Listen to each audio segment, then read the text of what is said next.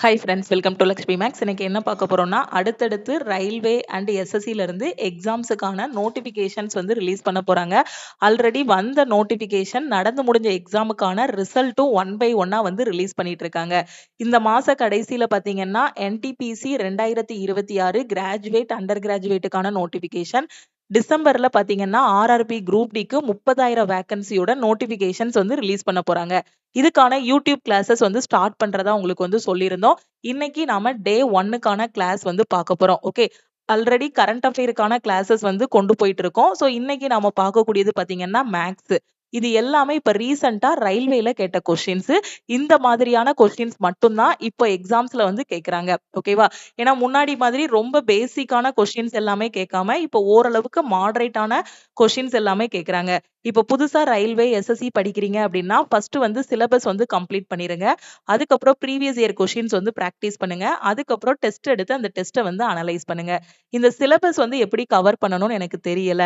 மேக்ஸுக்கு என்ன படிக்கணும், ரீசனிங் என்ன படிக்கணும், சயின்ஸுக்கு என்ன படிக்கணும், ஜென்ரல் அவேர்னஸ் எப்படி முடிக்கணும்னு தெரியலங்கிற ஸ்டூடெண்ட் நம்ம லக்ஷ்மி மேக்ஸ் ஆப்ல என்டிபிசி குரூப் டிக்கான செலக்ஷன் பேட்சஸ் வந்து ஸ்டார்ட் பண்ணி கொண்டு போயிட்டு இருக்கோம். இது எல்லாமே ஆல் இன் ஒன் கோர்ஸ்ல தான் கொண்டு போயிட்டு இருக்கோம். ஆல் இன் ஒன் கோர்ஸோட ஃபீஸ் பாத்தீங்க அப்படின்னா 2499 லைஃப் டைம் வேலிடிட்டி. 1 இயர் வேலிடிட்டியில ஜாயின் பண்ற ஸ்டூடெண்ட் 1999 பே பண்ணி ஜாயின் பண்ணிக்கலாம். இதுதான் டீமோட வாட்ஸ்அப் நம்பர். இந்த நம்பரை லக்ஷ்மி மேக்ஸ் சேவ் பண்ணிட்டு இந்த நம்பருக்கு ஆல் இன் ஒன்னு மெசேஜ் பண்ணுங்க. நான் பிகினரா இருக்கேன், எனக்கு கிடைக்கிற டைம்ல தான் என்னால படிக்க முடியும், ஹவுஸ் ஒய்ஃபா இருக்கிறேன், பிரைவேட் கம்பெனில ஒர்க் பண்ணிட்டு இருக்கேங்கிற ஸ்டூடெண்ட் ஆல் இன் ஒன் கோர்ஸ்ல ஜாயின் பண்ணிக்கோங்க. ஓகேவா? அதே மாதிரி டெய்லி பேசிஸ்ல கரண்ட் அஃபேர் படிக்கிறதுக்கு சிஏ கோர்ஸ்ல ஜாயின் பண்ணிக்கோங்க. சிஏ கோர்ஸோட ஃபீஸ் வந்து 999 லைஃப் டைம் வேலிடிட்டி. 1 இயர் வேலிடிட்டியில கரண்ட் அஃபேர்ல ஜாயின் பண்ற ஸ்டூடெண்ட் 799 பே பண்ணி நீங்க வந்து ஜாயின் பண்ணிக்கலாம். ஓகே. ஃபர்ஸ்ட் கொஸ்டின் பாருங்க. Evaluate 22 cube plus minus 16 cube plus minus 6 cube. இப்ப இந்த கொஸ்டினை பார்த்ததுமே பிகினர் வந்து என்ன பண்ணுவாங்க? 22 கியூப் அப்படின்னா 22க்கு கியூப் எடுப்பாங்க. அதுக்கப்புறம் 16க்கு கியூப் எடுப்பாங்க. அதுக்கடுத்து 6க்கு கியூப் எடுப்பாங்க. சோ அப்படி பண்ணாலும் ஆன்சர் வரதான் செய்யும். ஆனா எக்ஸாம்ல டைம் எடுக்கும். நமக்கு அல்ஜீப்ரால ஃபார்முலா படிச்சிருக்கோம். என்ன படிச்சிருக்கோம்? a plus B plus C வந்து 0வா இருந்துச்சு அப்படின்னா a cube plus B cube plus C கியூபோட வேல்யூ வந்து என்னது? 3abc படிச்சிருக்கோமா? அல்ஜீப்ரால ஆல் இன் ஒன் கோர்ஸ்ல பார்த்திருக்கோம். a பிளஸ் பி பிளஸ் சியோட வேல்யூ 0வா இருந்துச்சுன்னா a cube B cube C cube add பண்ணோம்னா 3abcன்னு கிடைக்கும். அப்ப இங்க ஏங்கிறது 22, பிங்கிறது -16, சிங்கிறது -6. ஓகேவா? சோ -6. இப்போ மூணையும் ஆட் பண்ணுங்க. ஆட் பண்ணா உங்களுக்கு 0 கிடைக்குதா? அப்போ a plus B plus C வந்து எனக்கு 0. அப்போ a cube plus B cube plus C கியூபோட மதிப்பு என்ன? 3abc. அப்போ 3 இன்ட்டு ஏயோட வேல்யூ வந்து 22, பியோட வேல்யூ -16, சி வந்து -6. இப்ப ஆன்சர் என்ன வரும்? பிளஸ்ல தான் வரும். மைனஸ் இன்ட்டு மைனஸ் பிளஸ் ஆகிரும். இப்ப யூனிட் டிஜிட் வச்சு மட்டுமே பாருங்க. 3 2s are 6. ஓகேவா? அடுத்து 6 6 are 6. அப்படிதானே? 6ல தான் முடியும். அதுக்கப்புறம் அகைன் 6 கூட மல்டிப்ளை பண்ணா 6ல தான் முடியும். அப்ப ஆன்சர் எனக்கு யூனிட் டிஜிட் வச்சு பார்க்கும்போது 6ல தான் முடியுது. 6ல முடிகிறது ஆப்ஷன் சி. இதுதான் ஆன்சர்னு சொல்லிடலாம். புரியுதா? எக்ஸாம்ல இதை உட்கார்ந்து மல்டிப்ளை பண்ணிட்டும் இருக்க வேண்டாம். பேப்பர் பெண்ணை இல்லாம ஆன்சர் பண்ணிடலாம். ஓகே. அப்ப a பிளஸ் பி பிளஸ் சினா சி வந்து 0வா இருந்துச்சுன்னா 3abc தான் இதுக்கான ஆன்சர். அப்போ எல்லாத்தையும் மல்டிப்ளை பண்ணணும். 6 2 12 திருப்பி இன்ட்டு 3 போடும்போது உங்களுக்கு என்ன வரும்? ஆன்சர் 6ல முடியும். சோ ஒரே ஒரு ஆப்ஷன் தான் 6ல முடிஞ்சிருக்கு. ஆப்ஷன் சி தான் ஆன்சர்னு சொல்லிடலாம். அடுத்த கொஸ்டின் பாருங்க. A floor is paved with 500 identical parallelogram shaped tiles. ஓகேவா? parallelogram இணைகர வடிவத்துல இருக்கக்கூடிய ஓடுகளை வந்து என்ன பண்றோம்? நம்ம தரையில பதிக்க போறோம். The base and corresponding height of each tile are 8 cm, 6 cm. What is the total area of the floor covered by the tiles? மொத்தம் எத்தனை ஓடு பதிக்க போறோம் அப்படின்னா 500 ஓடு வந்து பதிக்க போறோம். ஓகேவா? அந்த ஓடு என்ன வடிவத்துல இருக்குன்னா இணைகர வடிவத்துல வந்து இருக்கு. ஒவ்வொரு ஓடின் அடிப்பக்கமும் உயரம். ஓகே. சோ அடிப்பக்கம் பாத்தீங்கன்னா 8, ஹைட் வந்து 6 இருக்கு. அப்போ ஓடுகளால் மூடப்பட்ட தரையின் மொத்த பரப்பளவு என்னன்னு கேட்டிருக்காங்க. அப்போ மொத்த பரப்பளவு என்ன வரும்? ஒரு ஓடு மட்டும் பார்த்தோம் அப்படின்னா உங்களுக்கு பரப்பளவு என்ன வரும்? ஒரு ஓட்டோட பரப்பளவு பார்த்தோம். இப்ப நமக்கு இதுதான், இந்த இடத்துல தான் நாம வந்து நம்ம கார் பார்க்கிங்ல தான் இந்த மாதிரி செங்கல் பாவ போறோம். சோ இதுக்கு ஒரு இடத்துல இந்த மாதிரி ஒரு இணைகர வடிவத்துல போட்டாச்சு. அப்போ ஃபர்ஸ்ட் இந்த இடத்தோட ஏரியா, ஒரு ஓடோட ஏரியா என்னன்னு கண்டுபிடிச்சிடலாமா? அப்போ அது என்ன வரும்? இணைகர வடிவத்துல இருக்கு. இணைகரத்தோட பரப்பளவு b இன்ட்டு h. அப்போ b வந்து 8, h வந்து 6. ஓகே.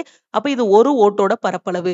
அப்போ மொத்தம் நம்ம எத்தனை ஓடு வந்து நாம பதிக்க போறோம்? 500 ஓடுகள் வந்து 500 டைல்ஸ் வந்து ஒட்ட போறோம். அப்ப 500 டைல்ஸ்னா என்ன எவ்வளவு பரப்பளவு வரும்? 8 இன்ட்டு 6 இன்ட்டு 500. ஓகே. ஆன்சர் என்ன வரும்?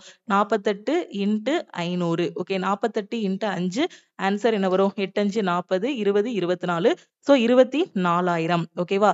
அப்போ மொத்த பரப்பளவு வந்து எவ்வளவு அப்படின்னு பாத்தீங்கன்னா 24,000. 24,000ங்கிறது ஆப்ஷன் சி. ஓகே. இப்ப ரீசெண்டா நடந்து முடிஞ்ச NTPCயோட அண்டர் கிராஜுவேட்ல கேட்ட கொஸ்டின்.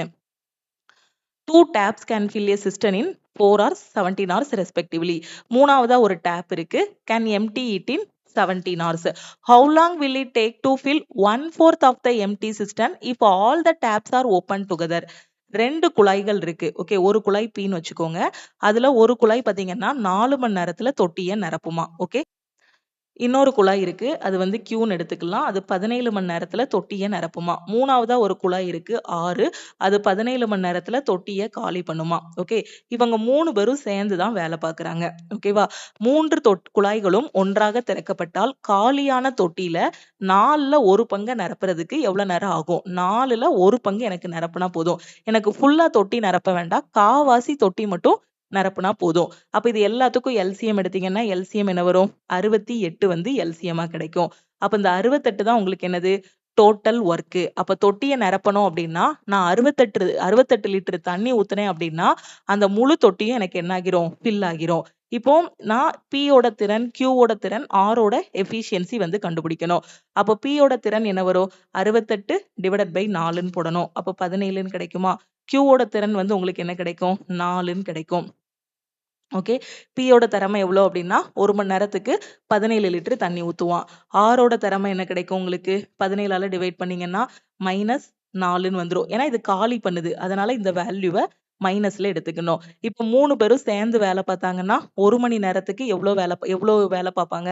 இவன் 17 லிட்டர் தண்ணி ஊத்துவான். Q 4 லிட்டர் தண்ணி ஊத்துவான். R வந்து 4 லிட்டர் தண்ணிய காலி பண்ணுவான். அப்ப டோட்டலா பாத்தீங்கன்னா 1 மணி நேரத்துக்கு 17 லிட்டர் தான் தண்ணி ஊத்துவாங்க. +4 -4 வந்து கேன்சல் ஆகிரும். இப்ப எனக்கு என்ன கேட்டிருக்காங்க? முழு தொட்டி நிரப்ப வேண்டாம். காவாசி மட்டும் நிரப்புனா போதும். அப்ப முழு தொட்டி நிரப்பணும்னா 68 லிட்டர் தண்ணி ஊத்தணும். அப்ப காவாசி மட்டும் நிரப்பணும் அப்படின்னா எவ்வளவு வரும்? 1/4 இன்ட்டு 68. முழு தொட்டினா 68 லிட்டர். அப்ப அதுல கால் பகுதினா எவ்வளவு வரும்? கேன்சல் பண்ணோம்னா 17 லிட்டர் தண்ணி ஊத்துனா போதும். இதுதான் தேவையான வேலை. பண்ண வேண்டிய வேலை. ஓகேவா? அப்போ நமக்கு என்ன தெரியும்? 1 மணி நேரத்துக்கு 3 பேரும் சேர்ந்தாங்கனாலே எத்தனை இது பண்ணிருவாங்க? 17 லிட்டர் தண்ணி ஊத்திருவாங்க. அதுவே நமக்கு தெரியும். எனக்கு டார்கெட்டும் எவ்வளவு? 17 லிட்டர் ஊத்துனா போதும். அப்ப எவ்வளவு நேரம் ஆகும்? அந்த வேலையை முடிக்கிறதுக்கு 1 hour ஆகும். 1 hourங்கிறது ஆப்ஷன் பி. அடுத்த question. Sorry, option D. Option D தான் 1 hour. சோ அடுத்த கொஸ்டின் பாருங்க. Find the value of m which satisfies 22 by 5 power 18 into 5 by 22 power 8 into 22 by 5 power 6 equal to 5 by 22 the whole power 9m plus 4ன்னு சொல்லியிருக்காங்க. Okay. ரொம்ப ஈஸியான question தான். m ஓட மதிப்பை வந்து கண்டுபிடிக்கணும். ஓகேவா? இந்த கொஸ்டின்ல இந்த மாதிரி கொடுத்துட்டாங்க. கொடுத்துட்டு m இன் மதிப்பை காண்கன்னு சொல்லியிருக்காங்க. m இருக்க இடத்துல எப்படி இருக்கு? 5 by 22 the whole power 9m plus 4ன்னு இருக்கு. ஓகேவா? அப்ப ரைட் சைட்ல எப்படி இருக்கு? 5 by 22ன்னு இருக்கு. அப்ப இதையும் அந்த மாதிரி மாத்திக்கணும். 5 by 22ங்கிற மாதிரி என்ன பண்ணணும்? மாத்தணும். அப்ப இங்க 22 by 5 the whole power 18ன்னு இருக்கு. அப்ப இத தலைகீழ எழுதுனா எப்படி வரும்? 5 by 22 the whole power -18ன்னு எழுதிடலாமா? Okay. அடுத்து பெருக்கல். அடுத்து 5 by 22ன்னு தான் இருக்கு. ஏன் 5 by 22ன்னு மாத்துறோம்னு தெரியுதா? ஏன்னா இங்க வந்து 5 by 22ன்னு வலது பக்கத்துல இருக்கு. அதே மாதிரி கொண்டு வந்தாதான் 2யும் ஈக்குவேட் பண்ணி m ஓட மதிப்பை கண்டுபிடிக்க முடியும். அப்ப 5 by 22 the whole power 8 into இங்க 22 by 5ன்னு இருக்கு. 5 by 22 the whole power -6ன்னு போட்டுடலாம். Equal to 5 by 22 the whole power 9m plus 4ன்னு போட்டுடலாம். ஓகே. அப்ப இங்க எல்லாம் பாருங்க, அடிமானங்கள் எல்லாமே சமமா வந்துருச்சு. அப்ப அதை காமனா எழுதிக்கோங்க. 5 by 22 the whole power -18 plus 8 -6 equal to 5 by 22 the whole power 9m plus 4ன்னு போட்டுறலாம். ஓகே. இப்போ நமக்கு ஆன்சர் என்ன கிடைக்கும்? 18 6 எத்தனை? 18 6 24 கிடைக்கும். 24ல 8 போச்சுன்னா, இல்லன்னா 18 ஒரே மாதிரியான அடையாளங்கள் எல்லாத்தையும் ஃபர்ஸ்ட் ஆட் பண்ணுங்க. -24ன்னு கிடைக்கும். 24ல 8 போச்சுன்னா, உங்களுக்கு என்ன கிடைக்கும்? 16ன்னு கிடைக்கும். அப்ப 5/22 the whole power என்ன 16? -16 equal to 5/22 the whole power 9m plus 4. அப்ப இங்கேயும் 5/22 தான். இங்கேயும் 5/22 தான். அப்ப இது ரெண்டையும் நாம வந்து என்ன பண்ணணும்? ஈக்குவேட் பண்ணணும். அப்ப ஈக்குவேட் பண்ணா என்ன கிடைக்கும்? 9m plus 4 equal to -16. இந்த 4 இந்த பக்கம் கொண்டு வந்துருங்க. ஓகே. இந்த 4 இந்த பக்கம் கொண்டு வந்துட்டீங்கன்னா உங்களுக்கு 9m equal to -16 -4ன்னு இருக்கும். அப்ப 9m equal to 16 4 எத்தனை? 20. அப்போ ஒரே மாதிரியான அடையாளங்கள் இருந்தா அதை ஆட் பண்ணி அதே அடையாளத்தை போடணும். அப்ப m ஓட வேல்யூ -20/9ன்னு கிடைக்கும். ரைட்டா? அப்ப -20/9ங்கிறது ஆப்ஷன் ஏ. அடுத்த கொஸ்டின்ல என்ன சொல்லியிருக்காங்க? 3 ஃப்ரெண்ட்ஸ் இருக்காங்க. PQR இருக்காங்க. ஒரு பிசினஸ் வந்து ஸ்டார்ட் பண்றாங்க. By investing in the ratio 2:3:5. If the total profit வந்து 10,000. How much more does R receive than P? Okay. PQRன்னு 3 நண்பர்கள் வந்து இருக்காங்க. ஓகே. ஸோ அவங்க வந்து எவ்வளோ இன்வெஸ்ட் பண்றாங்க அப்படின்னா 2:3:5ங்கிற ரேஷியோல இன்வெஸ்ட் பண்றாங்க. 3 பேருமே பாத்தீங்கன்னா வருஷம் ஃபுல்லா இன்வெஸ்ட்மெண்ட் பண்றாங்க.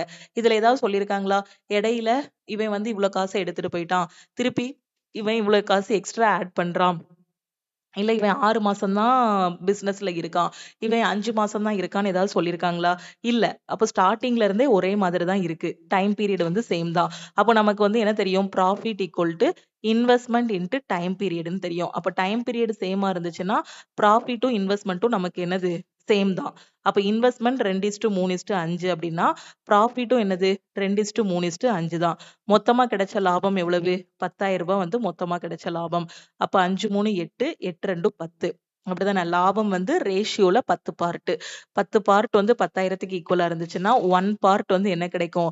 1000 அப்படின்னு கிடைக்கும். இப்ப நமக்கு கொஸ்டின்ல என்ன கேட்டிருக்காங்க? P-ஐ விட R எவ்வளவு அதிகமாக பெறுகிறார்? ஓகே. Rக்கு எவ்வளவு கிடைக்கி? 5 பார்ட் கிடைக்கி. Pக்கு எவ்வளவு கிடைக்கி? 2 பார்ட் கிடைக்கி. அப்ப எவ்வளவு எக்ஸ்ட்ரா இது பண்ணியிருக்கான்? 3 வந்து எக்ஸ்ட்ரா. ஓகேவா? அப்போ 1 பார்ட் 1000னா 3 பார்ட் என்ன வரும்? 3 × 1000 3000. 3000ங்கிறது ஆப்ஷன் டி. அடுத்த question. A vertical tower stands on level ground. From a point P, the angle of elevation to the top is 30 degree. After moving 100 meter closer to the tower, along the line joining P to the foot of the tower, angle of elevation 60 degree. Height of the tower என்ன? சமதள நிலத்தில் ஒரு செங்குத்தான கோபுரம் நிற்கிறது. இங்கதான் ஒரு tower வந்து நிக்குது. ஓகே. P என்ற புள்ளியில், இங்க Pன்னு ஒரு புள்ளி இருக்கு அப்படின்னா அதோட உச்சியோட ஏற்படுத்தக்கூடிய கோணம் எவ்வளவு அப்படின்னு பாத்தீங்கன்னா 30 டிகிரி. ஓகே. கோபுரத்தின் அடிப்பகுதியை P-யுடன் இணைக்கும் கோட்டின் வழியாக, ஓகே, இதுதான் இந்த P. இந்த Pங்கிற புள்ளி இந்த உச்சி கூட ஏற்படுத்தக்கூடிய இந்த கோணம் வந்து எவ்வளவு அப்படின்னு பாத்தீங்கன்னா 30 டிகிரி அப்படின்னு சொல்லியிருக்காங்க. ஓகே.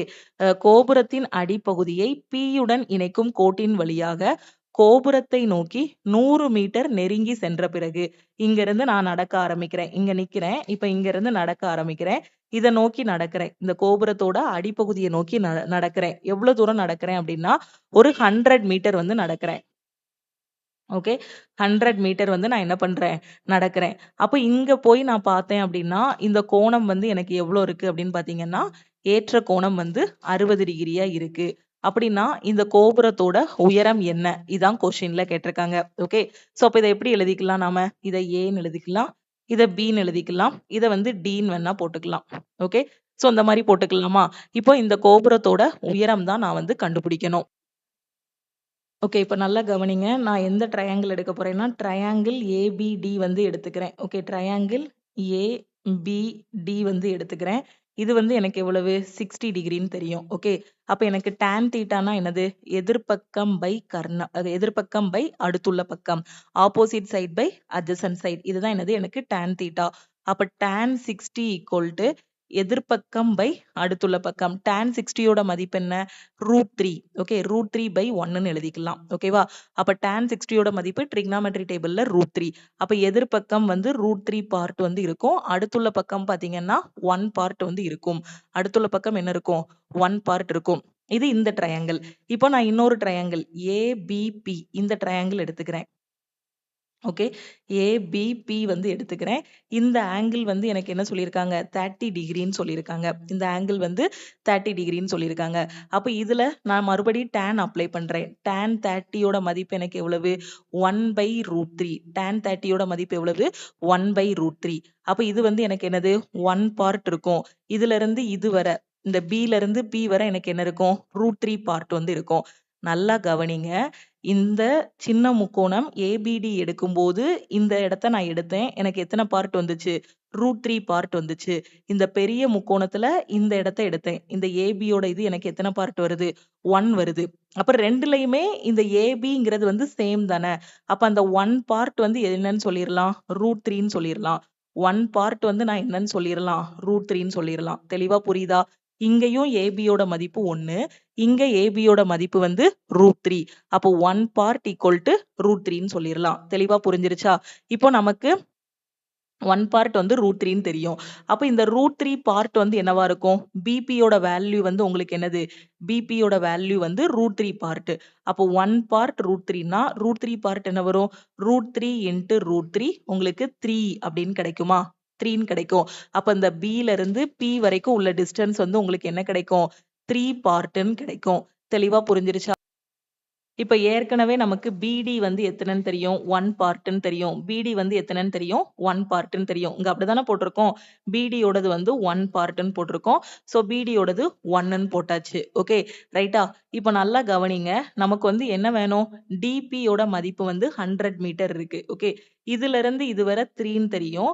இது இந்த B ல இருந்து D வரை 1ன்னு தெரியும். அப்ப 3 minus 1 எத்தனை? 2. அப்ப இந்த 100 வந்து எதுக்கு ஈக்குவல்? 2 பார்ட்டுக்கு ஈக்குவலா இருக்குமா? அப்ப 2 பார்ட் ஈக்குவல் டு 100ன்னு போட்டுறலாம். இதுல இருந்து 1 பார்ட் என்ன வரும்? 100/2 50 அப்படின்னு கிடைச்சிரும். ஓகேவா? இப்ப நமக்கு கொஸ்டின்ல என்ன கேட்டிருக்காங்க? கோபுரத்தின் உயரம் என்னன்னு கேட்டிருக்காங்க. ஓகே, கோபுரத்தின் உயரம் என்னன்னு கேட்டிருக்காங்க. சோ கோபுரத்தின் உயரம் வந்து நமக்கு எவ்வளவு? கோபுரத்தின் உயரம் என்னது?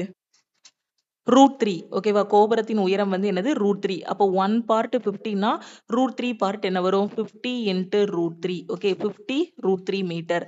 ஆப்ஷன் டி தான் கரெக்ட். ஓகே, கிளியரா? இது உங்களுக்கு புரியணுங்கிறதுக்காக தான் தனித்தனியா நான் ட்ரையாங்கிள் வரைஞ்சு சொல்லி கொடுத்துருக்கேன். ஆனா சிம்பிளா இதுலயே நீங்க வேல்யூவை வந்து பிளேஸ் பண்ணி 2 பார்ட் வந்து 100னா 1 part 50.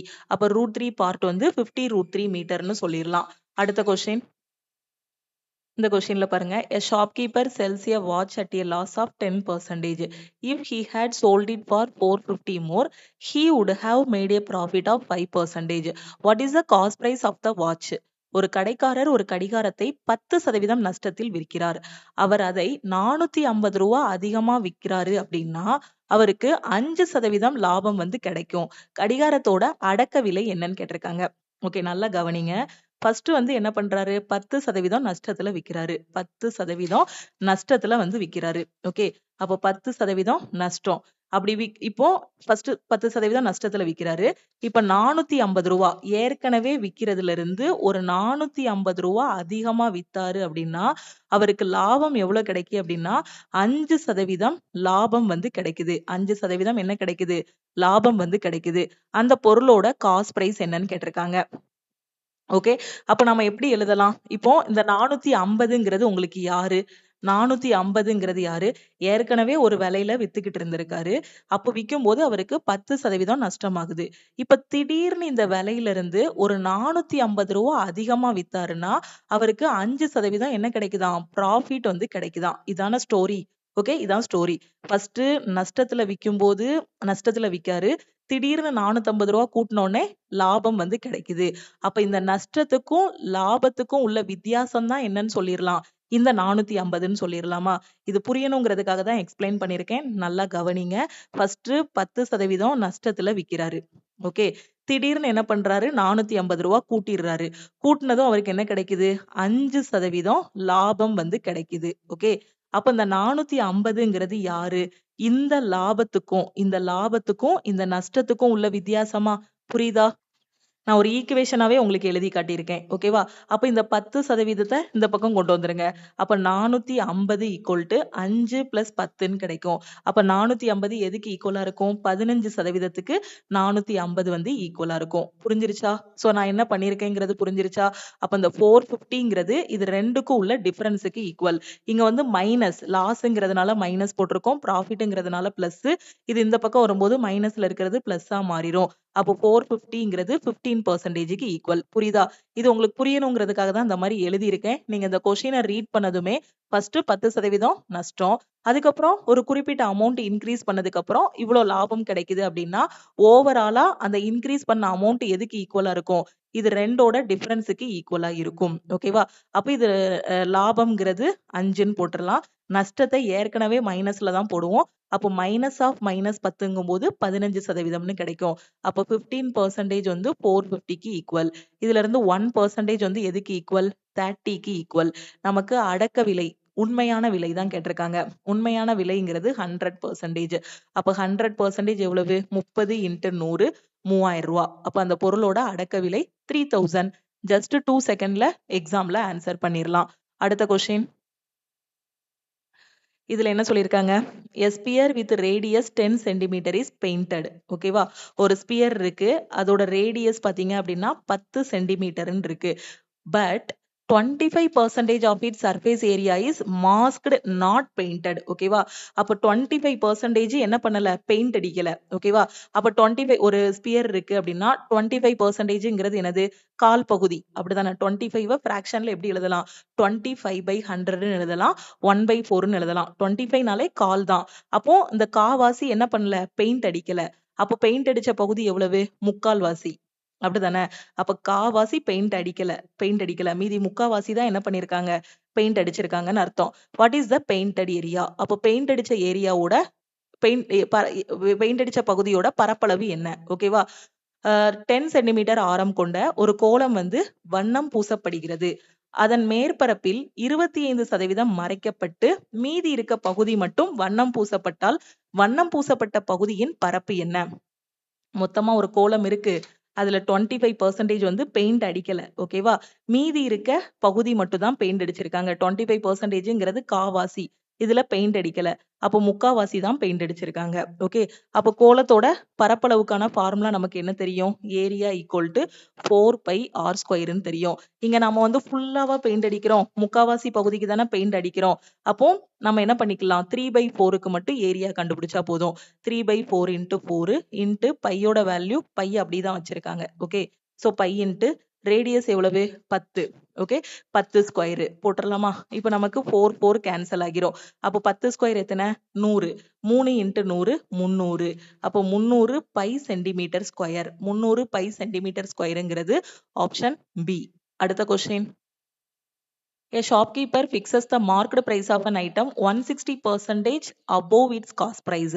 What percentage of discount on marked price should be allowed to gain 112%? ஒரு கடைக்காரர் ஒரு பொருளின் குறித்த விலையை அதன் அடக்க விலையிலிருந்து 165% அதிகமாக நிர்ணயிக்கிறார். 112% லாபம் பெற குறித்த விலையில் எவ்வளவு சதவீதம் தள்ளுபடி அனுமதிக்கப்பட வேண்டும்னு கேட்டிருக்காங்க. ரொம்ப ஈஸியான கொஸ்டின். காஸ்ட் பிரைஸ வந்து 100 அப்படின்னு எடுத்துக்கலாம். ஓகேவா? காஸ்ட் பிரைஸ் வந்து என்னது? 100. ரூ. 100 மதிப்புள்ள பொருளுக்கு எவ்வளவு எக்ஸ்ட்ரா குறிச்சு வச்சிருக்காரு? 165%. அப்போ மார்க் பிரைஸ் வந்து உங்களுக்கு என்ன கிடைக்கும்? மார்க் பிரைஸ் வந்து அப்ப காஸ்ட் பிரைஸ் 100னா மார்க் பிரைஸ் என்ன வரும்? இதுல இருந்து ஒரு 165 அதிகம். அப்ப என்ன வரும்? 265ன்னு வருமா? 100 + 165 265ன்னு வந்துரும். ஓகே. அப்ப காஸ்ட் பிரைஸ் தெரிஞ்சிருச்சு, மார்க் பிரைஸ் தெரிஞ்சிருச்சு. இப்ப என்ன சொல்லியிருக்காங்க? 112% லாபம் பெற குறித்த விலையில் எத்தனை சதவீத தள்ளுபடி அனுமதிக்கப்பட வேண்டும்? காஸ்ட் பிரைஸ் வந்து 100, லாபம் வந்து 112% லாபத்துல விக்கிறோம். அப்ப ரூ. 100 மதிப்புள்ள பொருளுக்கு 112% லாபத்துல வித்தோம்னா எவ்வளவு ரூபாய்க்கு விப்போம்? 212 ரூபாய்க்கு விப்போம். அப்படிதானே? சோ 100 × லாபம் 112/100ன்னு போடுவீங்க. திருப்பி செல்லிங் பிரைஸ் என்ன வரும்? 100 + 112 212ன்னு போடுவீங்க. இல்லனா டைரக்டா 100 × 212/100 100ன்னு போட்டுறலாம். அப்போ இதுல வந்து நீங்க கடைசி விக்கக்கூடிய செல்லிங் பிரைஸ் வந்து எவ்வளவு? 212 ரூபாய்க்கு விப்பீங்க. ரூ. 100 மதிப்புள்ள பொருளு. ரூ. 100 மதிப்புள்ள பொருளுக்கு 12% லாபம்னா என்ன வரும்? 112ன்னு வரும். இப்ப ரூ. 100 மதிப்புள்ள பொருளுக்கு 112% லாபம்னா என்ன வரும்? 212ன்னு கிடைக்கும். ஓகேவா? இப்ப என்ன சொல்லியிருக்காங்க? 112% லாபம் பெற குறித்த விலையில் எத்தனை சதவீத தள்ளுபடி அனுமதிக்கப்பட வேண்டும்னு கேட்டிருக்காங்க. அப்போ மார்க் பிரைஸ் எவ்வளவு? 265. செல்லிங் பிரைஸ் எவ்வளவு? 212. எவ்வளோ வந்து கம்மி பண்ணி குடுத்துருக்கோம்? ரூ. 265 குறித்த விலையுள்ள பொருள்ல இருந்து நாம வித்திருக்கோம். ரூ. 212 வித்திருக்கோம். அப்ப எவ்வளோ கம்மியா குடுத்துருக்கோம்? 265 டிவைடட் பை 212. 5ல 2 போனா 3, 6ல 1 போனா 5. அப்ப ரூ. 53 நாம என்ன பண்ணிருக்கோம்? தள்ளுபடி குடுத்துருக்கோம். ஓகே. எனக்கு தள்ளுபடி எவ்வளோன்னு கேட்கல. தள்ளுபடி சதவீதம் தான் கேட்டிருக்காங்க. அப்ப தள்ளுபடிய மேல போடுங்க. ஓகேவா? அப்போ தள்ளுபடி எதுல இருந்து குடுப்போம்? மார்க் பிரைஸ்ல இருந்து தான் குடுப்போம். அப்போ அந்த குறித்த விலைய கீழ போடுங்க. 265 சதவீதம்ங்கிறதுனால 100 போட்டீங்கன்னா, உங்களுக்கு டிஸ்கவுண்ட் பெர்சன்டேஜ் வந்து கிடைச்சிரும். ஓகே. உங்களுக்கு பேசிக் தெரியலன்னா, ஆல் இன் ஒன் கோர்ஸ்ல ஜாயின் பண்ணிட்டு ஃபர்ஸ்ட் காஸ்ட் பிரைஸ்னா என்ன? மார்க் பிரைஸ்னா என்ன? செல்லிங் பிரைஸ்னா என்ன?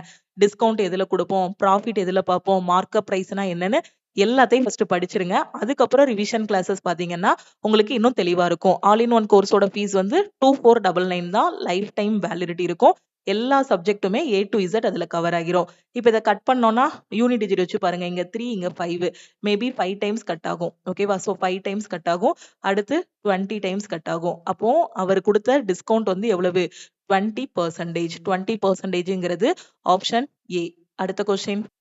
A, B and C are three batsmen.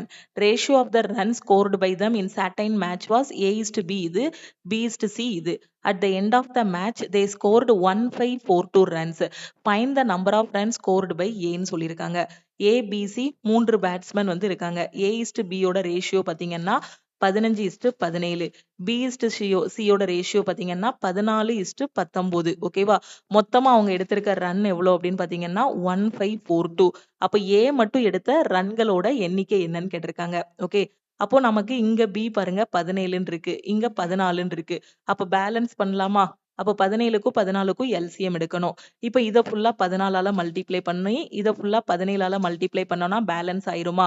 அப்ப A is to B is to C equal to 15 into 14. B யோட இது என்ன வரும்? 17 into 14.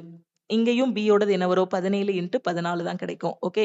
C யோடது என்ன வரும்? 19 into 17ன்னு கிடைக்கும். இப்போ நாம கட் பண்றதுக்கு ஏதாவது வழி இருக்கா? இல்ல. கட் பண்ண முடியாது. சோ மல்டிப்ளை பண்ணி தான் ஆகணும். A is to B is to C என்ன வரும்? 15 14 எத்தனை? 15 15 225. சோ அப்போ நமக்கு எவ்வளவு வரும்? ஒரு 15 கம்மி பண்ணோம்னா 210. ஓகே. 210. 17 14. 17 14ம் பாத்தீங்கன்னா 238 வரும். So 19 into 17. 19 into 17 9 63. 16 22 323. Okay. So அந்த மல்டிப்ளை பண்றதுக்கான ஷார்ட்கட்ஸ் எல்லாமே வேதிக் மேக்ஸ்ல உங்களுக்கு ஆல் இன் ஒன் கோர்ஸ்ல நான் சொல்லி கொடுத்திருக்கேன். இப்போ நமக்கு என்ன கிடைக்கும் இங்க? ரேஷியோ வந்து 210, 238, 323ன்னு கிடைச்சிருது. மொத்த ரன் பாத்தீங்கன்னா 1542ன்னு கொஸ்டின்லயே சொல்லியிருக்காங்க. 1542 தான் மொத்த ரன்னு. அப்ப இது எல்லாத்தையும் கூட்டுனீங்கன்னா உங்களுக்கு என்ன கிடைக்கும்? 323. 8 3 11. சோ 5 6 7. சோ திருப்பி என்ன கிடைக்கும்? 4 3 7. 771 பார்ட் கிடைக்கும். இந்த 771 பார்ட் எதுக்கு ஈக்குவல்? 1542க்கு ஈக்குவல். இதுல இருந்து 1 பார்ட் என்ன கிடைக்கும்? யூனிட் டிஜிட் வச்சு பாருங்க. 2 டைம்ஸ் போகும். இங்க 700 சம்திங் இருக்கு. இங்க 1500 கிட்ட இருக்கு. யூனிட் டிஜிட் வச்சு பார்க்கும்போதே கண்டிப்பா தெரியுது 1 பார்ட் வந்து 2ன்னு தெரிஞ்சிருச்சு. இப்ப A யோட ஸ்கோர் மட்டும் வேணும். அதானே கேட்டிருக்காங்க. A எடுத்த ரன்னோட எண்ணிக்கை என்ன? A எடுத்தது எவ்வளவு மொத்தம்? 210. அப்போ 1 பார்ட் 2னா 210 பார்ட் என்ன வரும்? 210 into 2 420ன்னு கிடைக்கும். ஓகே. 420ங்கிறது ஆப்ஷன் B. அடுத்த question. A car travels 120 km at 40 km per hour, 120 km at 60 km per hour, 100 km at 80 km per hour. What is the average speed of the car for the entire journey? ஒரு car வந்து 40 kilometre per அவர் வேகத்துல பாத்தீங்க அப்படின்னா எவ்வளவு தூரத்தை கடக்குதுன்னா 120 கிலோமீட்டரை கடக்குது. அதே 60 kilometre per அவர் வேகத்துல பாத்தீங்கன்னா 120 கிலோமீட்டரை கடக்குது. ஓகே. ரெண்டுலயுமே 120 தானா? ரைட்டு.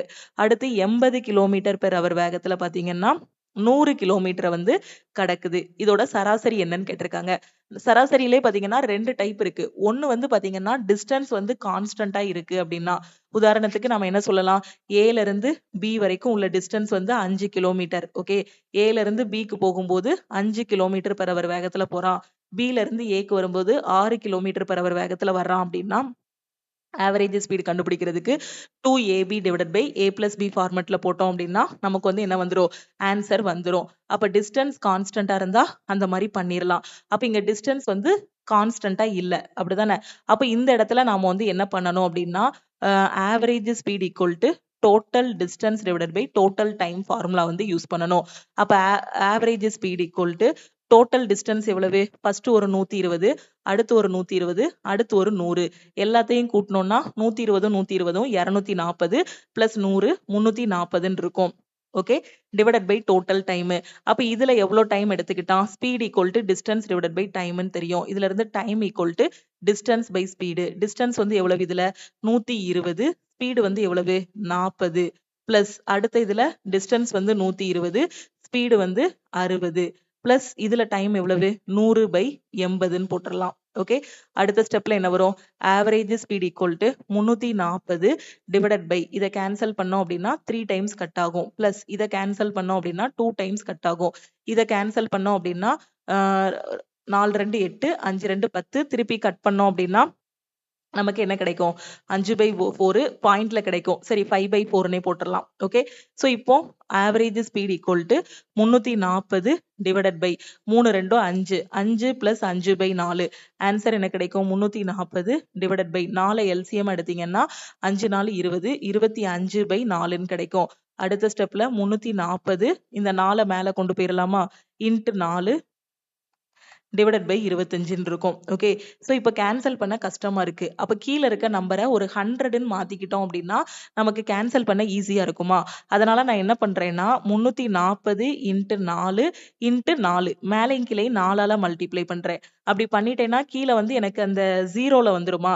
அப்போ டக்குன்னு நான் 2 டிஜிட் தள்ளி புள்ளி வச்சிடலாம். 4/25 இன்ட்டு 4 100ன்னு போட்டுடலாம். அப்போ 34 இன்ட்டு 16 6 நாள் 24 18 22 24 சோ 5 544 இங்க ஒரு 0 இருக்கு. கீழே 100 இருக்கு.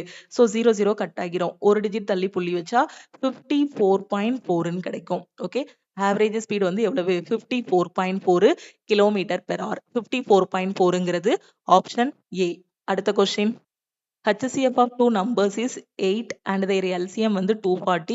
Sum of the two numbers வந்து 88 னா what are the numbers? ரெண்டு எண்களின் மீபோவா வந்து 8ன்னு சொல்லிட்டாங்க. HCF வந்து 8ன்னு சொல்லிட்டாங்க. அதோட LCM வந்து பாத்தீங்கன்னா 240ன்னு சொல்லிட்டாங்க. ரெண்டு எண்களின் கூட்டுத்தொகை. ஓகே. அப்ப HCF வந்து உங்களுக்கு 8ன்னு சொல்லிட்டாங்கன்னா அந்த ரெண்டு நம்பர் என்னவா இருக்கும்? 8A 8B இருக்கும். அப்ப ரெண்டு நம்பரோட கூட்டுத்தொகை என்னது? 88. அப்ப 8A plus 8B equal to உங்களுக்கு என்னது? 88. இதுல இருந்து 8 பொதுவாடுங்க. A plus B equal to 88. Cancel பண்ணோம் அப்படின்னா 11 8 88. அப்ப A plus B equal to 11. Okay. இப்ப நமக்கு என்ன வேற என்ன க்ளூ கொடுத்திருக்காங்க? அந்த ரெண்டு எண்கள் எதுன்னு நாம வந்து கண்டுபிடிக்கணும். ஓகேவா? சோ இப்போ நமக்கு A plus B அத ஆட் பண்ணோம் அப்படின்னா நமக்கு 11 பார்ட் வந்து வரணும். இப்ப மீச்சிமா வந்து எவ்வளவு சொல்லியிருக்காங்க? 240ன்னு சொல்லியிருக்காங்க. அப்ப அந்த ரெண்டு நம்பர்ஸ் எது? 8A 8B. இது ரெண்டுக்கும் எல்சிஎம் எடுத்தோம்னா என்ன கிடைக்கும்? 8A 8B எல்சிஎம் 8 பொதுவா எடுத்துடலாம். A Bன்னு போட்டுடலாம். அப்ப எல்சிஎம் வந்து உங்களுக்கு என்ன கிடைக்கும்? 8ABன்னு கிடைக்கும். ஓகே. எல்சிஎம் வந்து எவ்வளவு? 240. அப்ப 8AB equal to 240.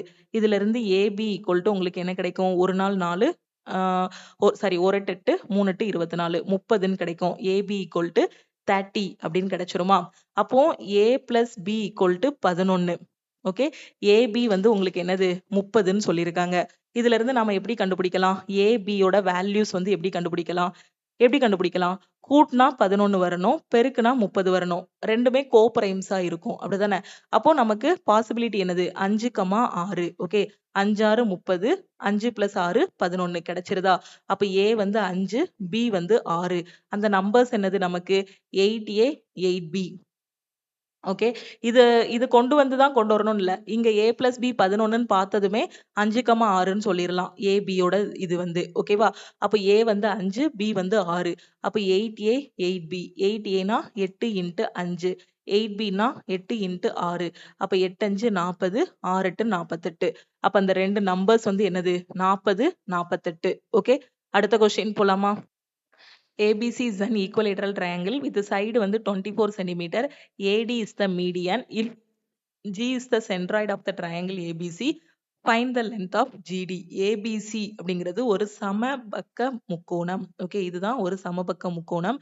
இதுக்கு பேர் வந்து ABCன்னு வச்சிருக்காங்க. அதோட பக்கத்தோட அளவு வந்து 24 சென்டிமீட்டர். ஓகே, AD என்பது மீடியன் ஆகும்னு சொல்லியிருக்காங்க. அப்ப ADங்கிறது இதுதான் என்னது? அதோட மீடியன்.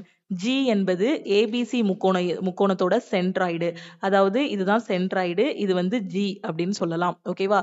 அப்போ இது சென்ட்ராய்டு வந்து என்னது? G. GDயோட லென்த் என்னன்னு கேட்டிருக்காங்க. இதோட லென்த் வந்து நம்ம கண்டுபிடிக்கணும். ஓகே. அப்போ ஒரு சென்ட்ராய்டு வந்து என்ன பண்ணும்? இந்த இந்த செங்குத்தான இந்த கோட்டை வந்து 2ஆ பிரிக்கும். ஓகே. அப்போ சமபக்க முக்கோணத்துல நமக்கு ப்ராப்பர்ட்டி தெரியும். ஒரு சென்ட்ராய்டு வந்து அந்த முக்கோணத்தை எப்படி பிரிக்கும்னா 2:1ங்கிற ரேஷியோல பிரிக்கும். அதாவது AGங்கிறது 2 பார்ட்டு, GDங்கிறது 1 பார்ட்டுன்னு பிரிக்கும். அப்ப GDயோட லென்த் தான் நாம வந்து கண்டுபிடிக்கணும். ஓகே. அப்ப இந்த ADங்கிறது ஹைட்ன்னு நமக்கு தெரியும். ஃபர்ஸ்ட் ப்ராப்பர்ட்டில நம்ம என்ன பார்த்திருப்போம்? சமபக்க முக்கோணத்துல இந்த ஹைட் = √3/2 Aன்னு நாம பார்த்திருப்போம். அப்ப H is = √3/2. A யோட வேல்யூ வந்து 24. அப்ப ஹைட் வந்து உங்களுக்கு என்ன கிடைக்கும்? 12√3 அப்படின்னு கிடைக்குமா? அப்ப அந்த ஹைட் இந்த AD வந்து உங்களுக்கு என்ன கிடைக்கும்? 12√3 அப்படின்னு கிடைக்கும். ஓகே. அப்ப இந்த AD வந்து 12√3. நமக்கு தேவையானது GD தான் வேணும். அப்ப இது டோட்டலா எவ்வளவு? 3 பார்ட் இருக்குமா? இதுல இருந்து இது வரை 2 பார்ட், இதுல இருந்து இது வரை 1 பார்ட்னா 3 பார்ட் இருக்கும். அப்ப 3 பார்ட் வந்து 12√3 அப்படின்னா 1 பார்ட் உங்களுக்கு என்ன வரும்? 4√3 அப்படின்னு கிடைக்கும். ஓகே. இப்போ நமக்கு என்ன கேட்டிருக்காங்க? GDயின் நீளம் என்னன்னு கேட்டிருக்காங்க. GD வந்து எவ்வளவு? 1 பார்ட் தான். கண்டுபிடிச்சிட்டோமா? 4√3. சப்போஸ் AGயின் நீளம் என்னன்னு கேட்டாங்கன்னா 2 பார்ட். அப்போ 1 பார்ட் 4√3னா 2 பார்ட் என்ன வரும்? 8√3ன்னு கிடைக்கும். 8√3ங்கிறது AGயோட லென்த். 2 ப்ராப்பர்ட்டி சமபக்க முக்கோணத்தோட ஈக்குவலேட்டரல் ட்ரையாங்கிளோட 2 ப்ராப்பர்ட்டி நம்ம தெரிஞ்சுக்கிட்டோம் அப்படின்னா இந்த கொஸ்டினை ஈஸியா சால்வ் பண்ணிடலாம். ஓகே. ஃபர்ஸ்ட் ப்ராப்பர்ட்டி என்ன அப்படின்னா ஹைட் வந்து √3/2 Aக்கு ஈக்குவலா இருக்கும். ரெண்டாவது ப்ராப்பர்ட்டி என்ன அப்படின்னு பாத்தீங்கன்னா இந்த சென்ட்ராய்டு இருக்கு இல்லையா, இது 2:1ங்கிற ரேஷியோல இதை பிரிக்கும்னு தெரிஞ்சிருந்தா போதும். அடுத்த question. If the interest on a sum of Y at 10% per annum compounded annually for 2 years is 630, then the total amount payable at the end of 2-year period will be. Y ன்னு ஒரு தொகை இருக்கு. பேங்க்ல Y ன்னு ஒரு தொகை வந்து போட்டிருக்கோம். ரேட் ஆஃப் இன்ட்ரெஸ்ட் வந்து 10%. டைம் பீரியட் வந்து 2 டைம் பீரியட். கூட்டு வட்டி போடுறாங்க வருஷத்துக்கு. அப்போ நமக்கு கிடைக்கக்கூடிய கூட்டு வட்டி எவ்வளோ அப்படின்னு பாத்தீங்கன்னா 630 ரூபா. அப்படின்னா 2 ஆண்டு காலத்தின் முடிவில் செலுத்த வேண்டிய தொகை என்ன? அமௌண்ட் என்னன்னு கேட்டிருக்காங்க. பிரின்சிபல் பிளஸ் CI வந்து என்னன்னு கேட்டிருக்காங்க. ஓகே. 2 வருஷம் ரேட் ஆஃப் இன்ட்ரெஸ்ட் 10% அப்படின்னா நமக்கு CI வந்து எவ்வளவு வரும்? CI வந்து எவ்வளவு வரும்? 21% கிடைக்கும். இதெல்லாம் நீங்க வந்து மனப்பாடம் பண்ணி வச்சுக்கணும். இந்த 20 இதெல்லாம் எக்ஸாம்ல உட்கார்ந்து கால்குலேட் பண்ண வேண்டாம். 2 வருஷம் அப்படின்னா CI வந்து 21%. 3 வருஷம்னா எவ்வளவு பெர்சன்டேஜ்னு ஒரு டேபிள்ல அந்த வேல்யூஸ் மட்டும் மனப்பாடம் பண்ணிட்டீங்கன்னா ஜஸ்ட் 2 செகண்ட்ல எக்ஸாம்ல ஆன்சர் பண்ணிடலாம். அப்படி இல்லைன்னா எப்படி கண்டுபிடிக்கலாம்? A + B + AB / 100 ஃபார்முலால போடணும். Rate of interest 10 2 time period 10 + 10 + 10 × 10 / 100 cancel பண்ணோம் அப்படின்னா 10 10 20 21 21 CI வந்து 21% கிடைச்சிருச்சா? இப்படியும் பண்ணலாம். இல்ல இந்த வேல்யூவை மனப்பாடம் பண்ணி வச்சிட்டோம்னா ஈஸியா பேப்பர் பெண்ணே இல்லாம ஆன்சர் பண்ணிடலாம். ஓகேவா? அப்ப நமக்கு காம்பவுண்ட் இன்ட்ரெஸ்ட் ரூபாயில 630ன்னு தெரியும். அப்போ 21 பார்ட் எதுக்கு ஈக்குவல்? 630க்கு ஈக்குவல். ஓகே. அப்போ 1 பார்ட் உங்களுக்கு என்ன கிடைக்கும்? யூனிட் டிஜிட் வச்சு கட் பண்ணா 3 டைம்ஸ் போகும். 1 பார்ட் வந்து 13 கிடைக்கும். இப்போ நமக்கு என்ன கேட்டிருக்காங்க? செலுத்த வேண்டிய மொத்த தொகை என்னன்னு கேட்டிருக்காங்க. ஓகே. அப்ப செலுத்த வேண்டிய மொத்த தொகை பிரின்சிபல் வந்து நம்ம என்ன சொல்லிடலாம்? 100%ன்னு எடுத்துடலாம். பிரின்சிபல் வந்து என்ன சொல்லிடலாம்? 100%ன்னு எடுத்துடலாம். இப்போ நமக்கு வட்டி எவ்வளவு? 100 ரூபாய் நம்ம கடன் வாங்கியிருக்கோம். அதுக்கு வட்டி 21 ரூபானா மொத்தமா செலுத்த வேண்டிய தொகை எவ்வளவு? 121 ரூபாய். அது பார்ட்ல. இப்போ 1 பார்ட் 30னா 121 பார்ட் என்ன வரும்? 121 × 3 3 6 3 0 சேர்த்துக்கோங்க. 3630. ஓகே, கிளியரா? அடுத்த கொஸ்டின் போலாமா? இஃப் த 8 டிஜிட் நம்பர், ஒரு 8 டிஜிட் நம்பர் இருக்கு, இது 11ஆல வகுப்படும் அப்படின்னா Pக்கான குறைந்தபட்ச மதிப்பு என்னன்னு கேட்டிருக்காங்க. Okay, 79243P25. இது 11ஆல டிவைட் ஆகும். 11ஆல டிவைட் ஆகுதுன்னா என்ன பண்ணணும்? ஆட் பிளேஸ்ல இருக்க எல்லாத்தையும் ஆட் பண்ணணும். ஈவன் பிளேஸ்ல இருக்க எல்லாத்தையும் ஆட் பண்ணி ரெண்டுக்கும் டிஃபரன்ஸ் எடுக்கும்போது 0 வரணும். இல்ல அந்த டிஃபரன்ஸ் 11ஆல டிவைட் ஆயிடுச்சுன்னா அந்த நம்பர் 11ஆல டிவைட் ஆகும். இப்போ ஆட் பிளேஸ்ல இருக்க எல்லாத்தையும் ஆட் பண்ணுங்க. 7 plus 2 9, 9 plus 3 வந்து 12, 12 plus 2 வந்து உங்களுக்கு என்னது 14. இப்ப இதை ஆட் பண்ணுங்க. 9 4 13, 13 plus P, அதுக்கடுத்து என்ன இருக்கும் 5, 13 5 உங்களுக்கு எத்தனை 18. ஓகேவா? அப்போ இங்க என்ன கிடைக்கி 18 plus Pன்னு கிடைக்கி. ஓகே, அப்போ ஆட் பிளேஸ்ல இருக்க எல்லாத்தையும் ஆட் பண்ணியாச்சு, ஈவன் பிளேஸ்ல இருக்கதையும் ஆட் பண்ணியாச்சு. இது வந்து ஆட் பிளேஸ்ல உள்ளது, இது ஈவன் பிளேஸ்ல உள்ளது. ரெண்டுக்கும் டிஃபரன்ஸ் எடுக்கும். 18P minus 18 plus P, 18 plus P minus 14. Difference எடுக்கும்போது ஒன்னு 0 வரணும், இல்ல 11ஆல என்ன ஆகணும் டிவைட் ஆகணும். அப்படிதான் அந்த ரெண்டு ரூல் தான். ஓகே, சோ இப்போ நாம வந்து என்ன பண்ணலாம்? 18ல 14 போச்சுன்னா எத்தனை 4. So 4 plus P equal to 0 or 11. இந்த P இருக்க இடத்துல எதை சப்ஸ்டியூட் பண்ணா இது 11ஆல டிவைட் ஆகும்? எதை சப்ஸ்டியூட் பண்ணலாம்? இங்க 4 இருக்கு. P யோட வேல்யூ 7 சப்ஸ்டியூட் பண்ணலாமா? அப்போ 7 சப்ஸ்டியூட் பண்ணா 7 plus 4 11 கிடைக்கும். 11ஆல டிவைட் ஆகுமா? அப்போ P யோட வேல்யூ வந்து 7 அப்படின்னு சொல்லிடலாம். 7ங்கிறது ஆப்ஷன் A. அடுத்த question. In a smart city, number of electric vehicles increased by 18% in 2021, 22% in 2022. What is the total percentage increase in electric vehicles over the 2 years? ஒரு நகரத்துல மின்சார வாகனங்களோட எண்ணிக்கை இந்த வருஷம் இவ்வளோ இருக்கு 2021ல, 2022ல இப்படி இருக்கு. அப்போ மொத்த அதிகரிப்பு என்ன? ரொம்ப easy. A plus B plus AB divided by 100. இதுல போட்டா ஆன்சர் வந்துடும். 18 plus 22 plus 18 into 22 divided by 100. 30 30 10 40 plus 18 22 multiply பண்ணா உங்களுக்கு என்ன கிடைக்கும்? 22 18 8 2 16 16 19 399 கிடைக்கும். 2 டிஜிட் தள்ளி புள்ளி வச்சா 3.96. அப்ப ஆன்சர் என்ன கிடைக்கும்? 40 plus 3.96 43.96% கிடைக்கும். ஓகே, சோ இது போகையும் இன்னும் நிறைய கொஸ்டின்ஸ் இருக்கு. இந்த கொஸ்டின்ஸ் எல்லாத்தையும் நம்ம வந்து அடுத்தடுத்த கிளாஸ்ல டிஸ்கஸ் பண்ணலாம். சோ டெய்லி வரக்கூடிய கிளாஸஸை மிஸ் பண்ணாம பாருங்க. ஒரு நாள் வந்து மேக்ஸ் கிளாஸ் கொண்டு போகலாம், அடுத்த நாள் பாத்தீங்கன்னா கரண்ட் அஃபேருக்கான கிளாஸ் வந்து கொண்டு போகலாம். மேக்ஸ் முடிஞ்சதுக்கு அப்புறம் ஒரு நாள் ரீசனிங் கிளாஸ், அதுக்கடுத்து கரண்ட் அஃபேருக்கான கிளாஸ். ஏன்னா கரண்ட் அஃபேர் கிளாஸ் வந்து முடியவே முடியாது.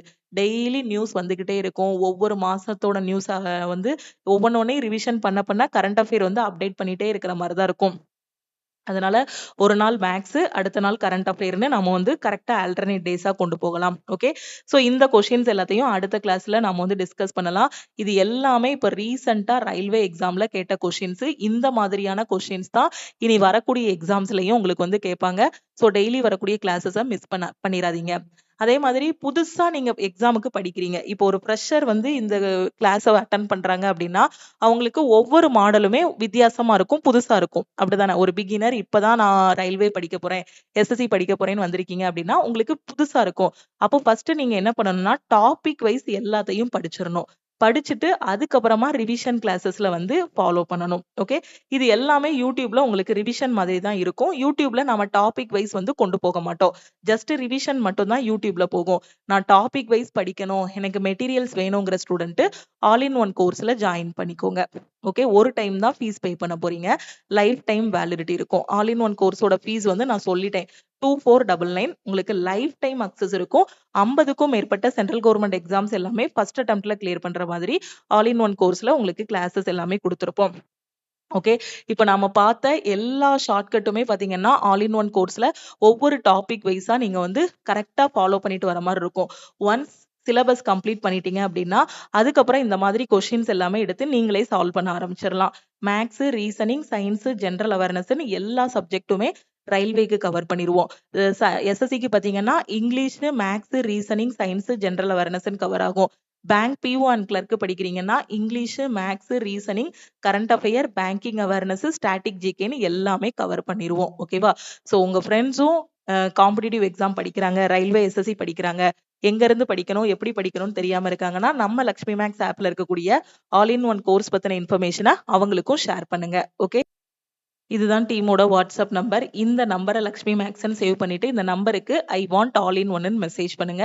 ஸோ இந்த ஒரு கோர்ஸ்ல நீங்க ஜாயின் பண்ணிட்டீங்கனாலே, எந்த சென்ட்ரல் கவர்ன்மெண்ட் எக்ஸாம்னாலும் உங்களால ஃபர்ஸ்ட் அட்டெம்ப்ட்ல கிளியர் பண்ண முடியும். காலேஜ் படிக்கும்போதே காம்படிட்டிவ் எக்ஸாம் பிரிப்பரேஷன ஸ்டார்ட் பண்ணுங்க. அந்த 18, 19 வயசெல்லாம் வேஸ்ட் பண்ணாதீங்க.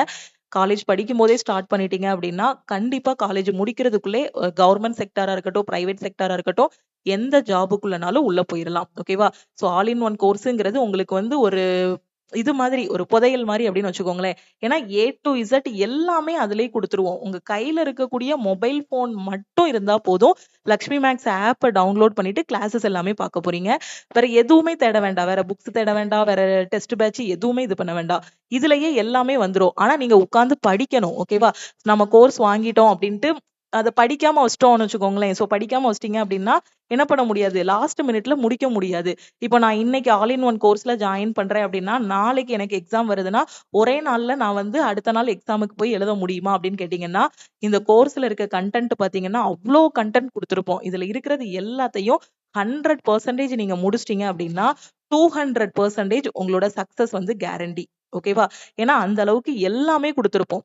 ஆனா நீங்க படிக்கணும் உட்கார்ந்து. அத கஷ்டப்பட்டு படிக்கிறத விட இஷ்டப்பட்டு படிக்கணும் நீங்க. அதுக்கான வீக்லி பிளான் எல்லாமே குடுத்திருப்போம். ஆனா கரெக்ட்டா யூட்டிலைஸ் பண்ணிக்கோங்க. ஓகேவா? கரெக்ட்டா யூட்டிலைஸ் பண்ணி கரெக்ட்டா படிச்சீங்கன்னா, ஃபர்ஸ்ட் அட்டெம்ப்ட்ல எக்ஸாம் வந்து கிளியர் பண்ணிறலாம். கரெக்ட்டா அந்த ஃபோன நல்ல வழியில பயன்படுத்துங்க. லேப்டாப் வச்சிருக்கீங்க, சோசியல் மீடியாக்குள்ளலாம் ரொம்ப போயிட்டு, அதுல டைம் வேஸ்ட் பண்ணாம கரெக்ட்டா ஃபாலோ பண்ணுங்க. தமிழ், இங்கிலீஷ்ல பெஸ்ட்டா உங்களுக்கு கிளாஸஸ் வந்து இருக்கும். ஓகேவா? ஓகே. திருப்பியும் நெக்ஸ்ட் கிளாஸ்ல மீட் பண்ணலாம். லக்ஷ்மி மேக்ஸோட டெலிகிராம் சேனல் அண்ட் குரூப்லயும் ஜாயின் பண்ணிக்கோங்க.